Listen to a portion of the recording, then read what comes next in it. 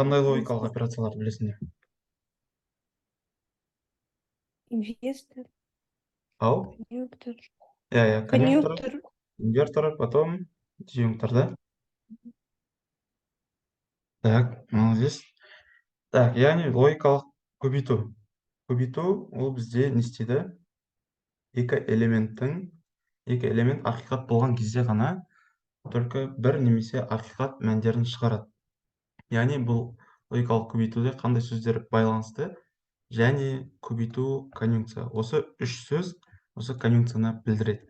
Яғни бұның амалдары мына жерде көріп тұрсыңдар, үстіне көтерілген стрелка немесе көбейту немесе мынау қандай белгі?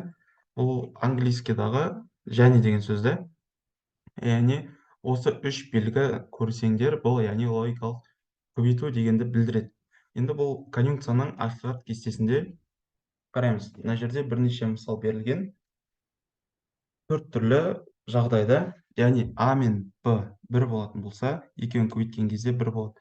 Так, бұл қандай мағынаны білдіреді? То есть, неге бір шығып тұр? Логикалық көбейтуді былай жаттап аламыз. Логикалық көбейту атайды тұр, көбейту. Яғни бірді бірге көбейткенде не болады? Бір болады. 1 мен 0-ды көбейткен кезде 0 болады. 0 мен 0-ды көбейтсең 0, 0 мен 1-ді көбейтсең, мына жерде 0 шығады. Түсінікті, конъюнкцияны осылай жаттап аламыз. Яғни